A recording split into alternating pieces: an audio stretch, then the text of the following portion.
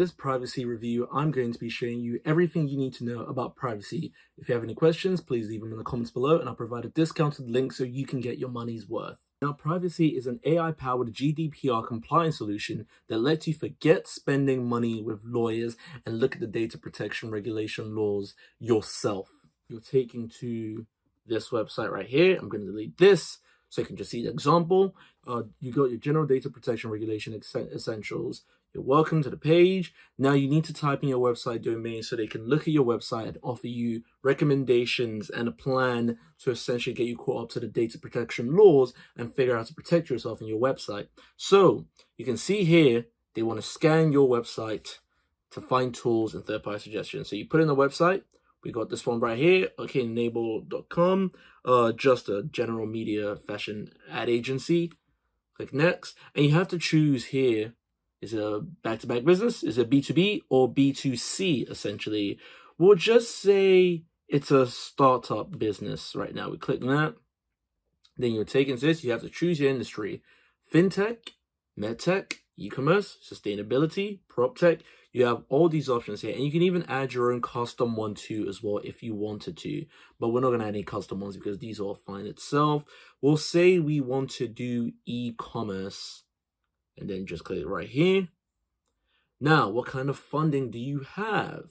So, you could say you're a self-funded company, investor-backed company, and then you can figure out, you can tell how many people work at this company. So 1 to 10 to 500 plus. What are we going to do? We're going to say we're self-funded. That should be easy to get through. And we'll say 11 to 50 people work in a company.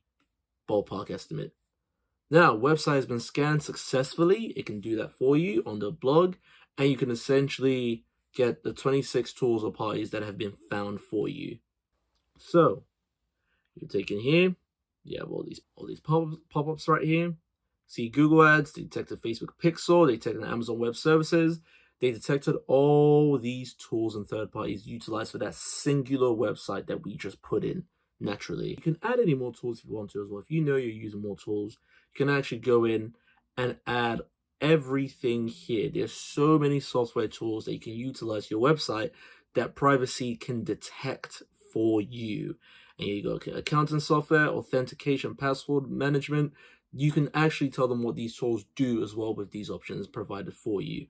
Again, it's just endless, the amount of tools you have. Shopify is one I love using. And Amazon Web Services, we already added ourselves. And you can see again, Google Ads, it's already added. Again, it found all these things for us in general, but if there's anything it missed, we can go in and add it ourselves. So you click done, and you have these right here, and you go next. Next, you look at contact details.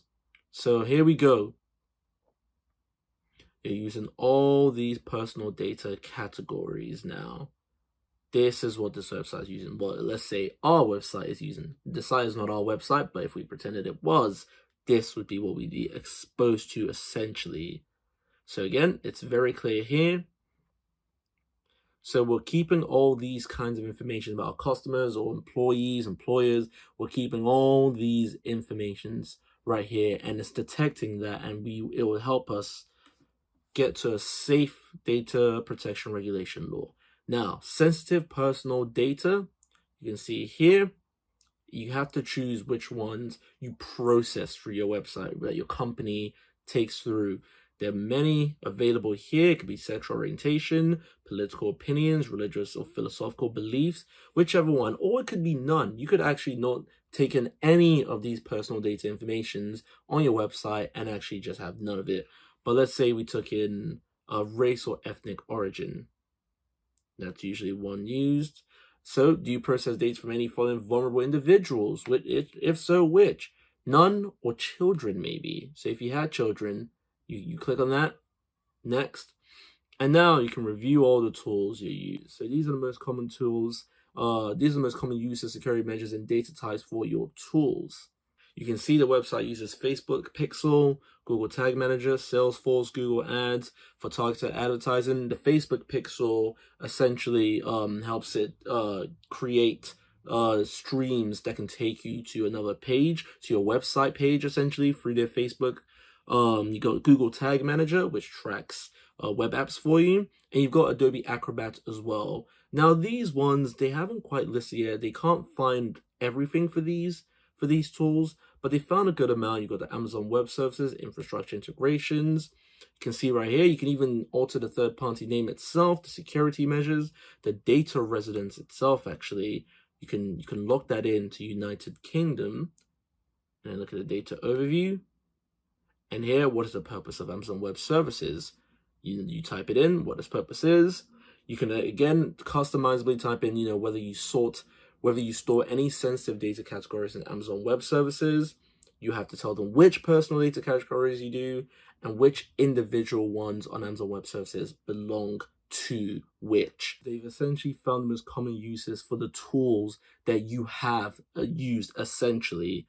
So if you're using Amazon Project, Blue Kai, Chartbeat, they found the way these tools are being utilized to track information and collect data as well. So you got Adobe Acrobat, you got double-click ads for target advertising. Again, if we go down here, these specify why people and companies use them and why you could be using them. And if you don't agree with it, you can archive it and you can actually tell them why you're specifically using it yourself as well. And you can add your own as well, naturally, again, with the options we have here.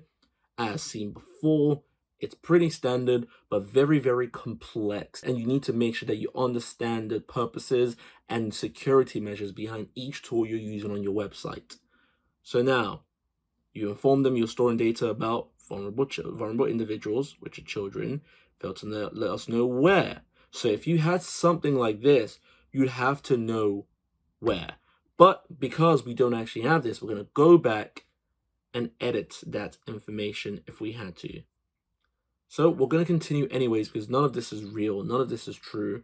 But if a company was doing that and you're selling kids products or something, that's something you need to sort out. Some of these tools, the information for a lot of these tools are missing because we aren't actually running the site, so we don't know how and why they're trying to use these tools. But if we were running the site, we would know and have this information ourselves. So if you're running your own website, you would have this information and you type it in for them to get them to provide accurate data protection regulation policies and laws for you. We'll continue anyways. Now, the legal responsibility and justification. So you can put the legal responsibility onto the controller, and you can choose these options here for either they're the ones giving consent or having legitimate interest or legal obligations they've got. You can pretty much fill that in for all the different processes that you have and the person who's in charge of those processes and why they're doing it. So we'll just fill these all in to move on. Once again, we would fill in, if this was real information, we would fill in what's here on the side for the different reasons our processes or controllers, joint controllers using this, but we don't have any of that. This is all fake and just for review session, so we're not going to fill them in naturally, so we'll just move on. And here, you can see, you can enter your company details to get your GDPR policies. If you have your name, you've got your email there, your company's legal name, your company's legal website, and where the company branch is located. You can put it right here as well. Naturally, with the country of its origin as well. United Kingdom is where we're naturally at. And so once you fill all of this in, you can click and you'll get your GDPR Essential certificate. So that is Privasee. I think it's really, really helpful to track down the different tools utilized on your website. It really, really gets into the little tools that each website's using and tries to find the data protection laws around them. It's so efficient. Although I wish it was a little bit more intuitive, it allowed you to have greater control of what you can say was on your website. Other than that, it's really, really detailed and effective. If you have any questions, please leave them in the comments below. Thank you for watching.